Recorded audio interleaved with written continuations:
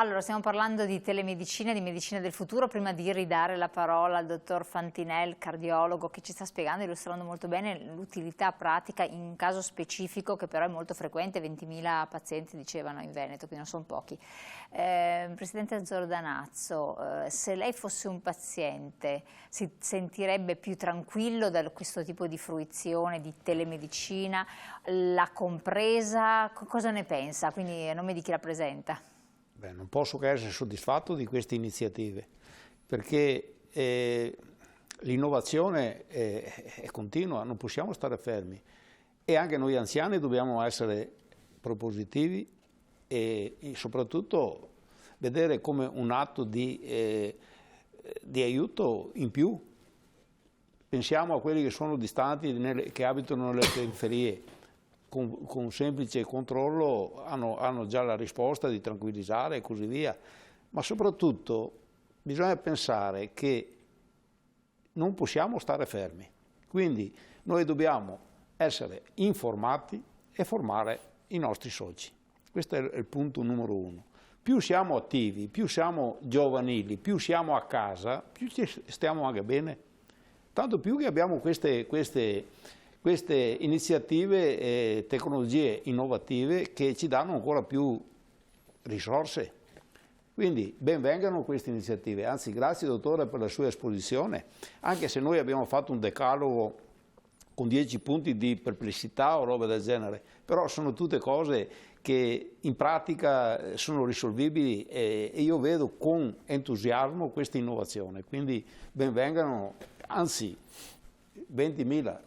Tutti quelli che hanno queste patologie dovrebbero essere adeguati a questa... Quindi è un fattore di tranquillità, una volta compresi i meccanismi, come si possono attivare, certo. tutto, vi dà una maggior tranquillità, sì, di essere seguiti. Questo, dottore, è un aspetto molto importante comunque, cioè la collaborazione dei pazienti, la voglia di comprendere, di scavalcare quelli che possono essere i limiti. Noi ne parlavamo prima fuori onda, un limite potrebbe essere la mancanza di copertura di rete. La copertura di rete è un problema evidentemente sul quale non saprei cosa dire. Esatto, no, quello potrebbe essere, perché se c'è la buona volontà da parte delle persone più anziane a fare il passaggio culturale, perché è anche un passaggio culturale, non tutti, vabbè, c'è chi vuole... Con gradualità. Esatto, ma se una paziente vuole invece la presenza fisica costante, eccetera, è possibile oppure è un diktat, una volta che si è instaurata questa procedura, questo protocollo, tutti i pazienti dovranno essere seguiti così? No, assolutamente.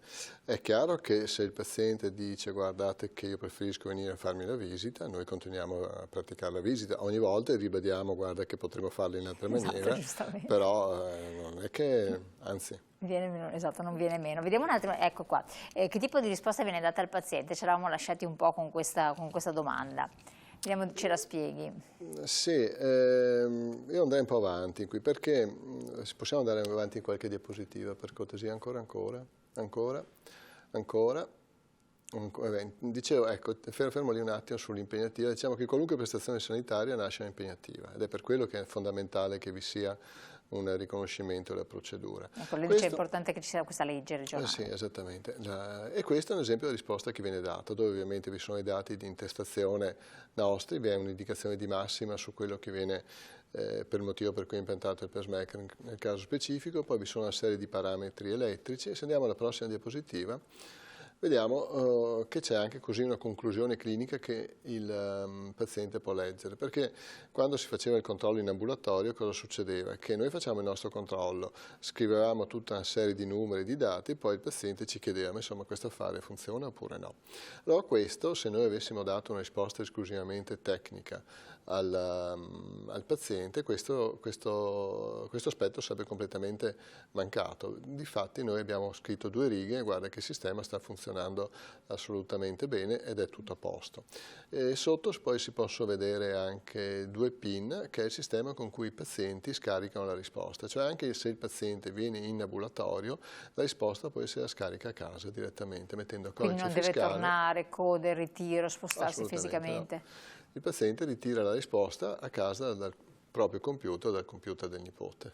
Più facile. Questo è importante. Ecco, tornando indietro con le slide, chiedo un attimo, quando c'è la prescrizione medica, se qualcosa viene a cambiare, è così oppure no? Quindi ecco la prescrizione, se vediamo un po' ancora più quella prima. quando invece praticamente la prescrizione, ecco, ricetta. che tipo di risposta viene data, invio della risposta finale del sistema, quella successiva invece che ci mostrava praticamente la prescrizione sanitaria che viene fatta dal medico, che deve essere a pagamento? No, questa qui è la normativa della Regione Veneto, oltre a prevedere la prestazione ha previsto che siano tutti esenti ticket. Che non è cosa di poco conto. No, cosa di poco conto è che ci ha facilitato il lavoro di molto, perché se oltre a fare la prestazione i pazienti, o se si devono collegare il computer, oltre che per ritirare la prestazione si devono collegare anche all'home banking o al sito dell'US per pagare la prestazione, diventava pesante. Probabilmente comincia a diventare un po' più pesantina la faccenda, insomma, e anche probabilmente sarebbe stato meno, come si dice adesso, amichevole. Ecco. Assolutamente. Ecco, qua vediamo appunto quella che è la prestazione. Questo cos'è invece? Questi qui sono dati della Regione Veneto per quanto riguarda le prestazioni in telemedicina, per quanto riguarda l'anno 2021 e 2022. E qui si vede alcuni dati, quello cerchiato sono le prestazioni per quanto riguarda il controllo a distanza dei dispositivi, e qui c'è proprio un minimo di problema, perché i dati che ha la Regione sono sicuramente sottostimati rispetto ai dati che vengono. Quindi c'è un grandissimo utilizzo di C'è un grandissimo utilizzo che ancora non è monitorato sostanzialmente. Probabilmente anche perché all'interno delle cardiologie ancora non è strutturato completamente il percorso dalla ricetta ad una risposta all'interno di un sistema informatico preciso disposto dalla Regione. Questi numeri probabilmente sono assolutamente sottostimati. Se noi diciamo che abbiamo circa 20.000 pazienti e vediamo che finora dal 1° gennaio al 1° luglio del 2022 ci sono stati soltanto 1.000 qualcosa di prestazioni, di cui 600 e tanti sono quelle dell'ospedale di Feltre, è evidente che questi numeri sono assolutamente sottostimati. E questo, quello della ricerca delle valutazioni corrette dei dati, è uno dei problemi. Cioè, perché i decisori devono avere idee chiare su che numeri ci sono. Assolutamente. Ecco, peraltro il fatto che lei sia nell'ospedale di Feltre, che sia una zona particolare come l'area del Bellunese per esempio, quindi anche le dislocazioni dei pazienti stessi non sono tutti concentrati in un unico luogo, ma possono trovarsi anche in luoghi distanti, difficoltà di spostamento eccetera. Può condizionare un maggior utilizzo, oltre che un'organizzazione interna molto all'avanguardia? Ma direi che l'ideale per i pazienti che abitano lontano in zone perse. Adesso non vengo certamente a dire una grossa novità dicendo che la provincia di Belluno è la più grande e la meno abitata della regione del Veneto insieme alla provincia di Rovigo, non dico assolutamente una grossa novità, nemmeno dico novità se dico che i trasporti sono uno dei problemi.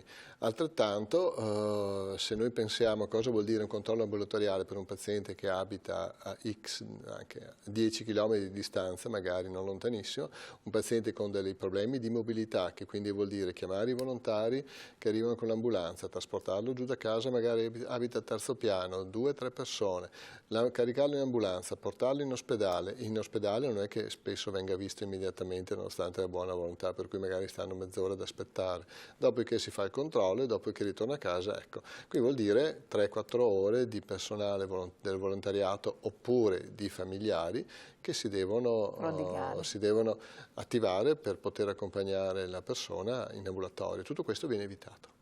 Cioè tutti questi passaggi che ho appena detto vengono evitati. Cioè un paziente non si accorge neanche di fare il controllo, gli arriva la risposta a casa direttamente. Questo è importantissimo, per quello anche voi avete concentrato questo tipo di lavoro proprio nell'area del Bellunese. Beh, non è questa, perché noi concentriamo in tutta la regione. Perché sì, certo, comunque non è stato casuale, perché maggiormente trova maggiore espressività. In particolare nel Bellunese, però anche nel Vicentino, stesse cose. Io sono convinto che stiamo facendo passi in positivo e quindi noi dobbiamo trasmettere in positivo queste nuove tecnologie, perché vedo il futuro innovativo. Questo è il punto di vista mio e di tutto il Consiglio regionale e in primis anche il Presidente Pastro, che non è qui oggi. Però abbiamo sensibilizzato anche le incongruità oppure le perplessità in 10 punti, tutti quanti risolvibili con il dialogo e la formazione. Il confronto sostanzialmente. Quindi io sono speranzoso, sono orgoglioso di questa iniziativa e sono certo che salverà tante vite, oltre a togliere disagi perché anche andare in ambulatorio è un disagio per un Certo, anziano. ma soprattutto perché bisogna far capo... Tanto più che si può fare a casa con un semplice controllo, Certo. una verifica. Ecco, quello che diceva, tra l'altro tra i vostri punti c'è anche il discorso di coinvolgere la famiglia, cioè la persona, e deve essere formata, anche il caregiver che si voglia. Formazione, il personale deve essere formato, a parte i fruitori, no? Questo non è un problema di poco conto, voi ci avete messo un po' di tempo. Sì, allora per quanto riguarda il controllo remoto dei dispositivi cardiaci, le prime possibilità erano intorno al 2010. Dopodiché ovviamente stavo aspettando un po' che cosa facesse la Regione, però nel frattempo ci siamo attivati. E la formazione del personale è stato un impegno non da poco, è stato un impegno non da poco sia per noi che soprattutto per il personale, però è fondamentale avere del personale qualificato. Noi abbiamo cercato tra gli infermieri, abbiamo trovato infermieri che fossero interessati, abbiamo formato infermieri i quali venivano a fare i controlli in ambulatorio con noi, con la metodologia di insegnamento negli adulti, cioè io faccio vedere, poi faccio eseguire sotto guida, e dopodiché quindi progressivamente li abbiamo resi autonomi al controllo del dispositivo in ambulatorio. Una volta fatto questo, abbiamo ovviamente fatto nel frattempo le lezioni teoriche, hanno partecipato a un corso nazionale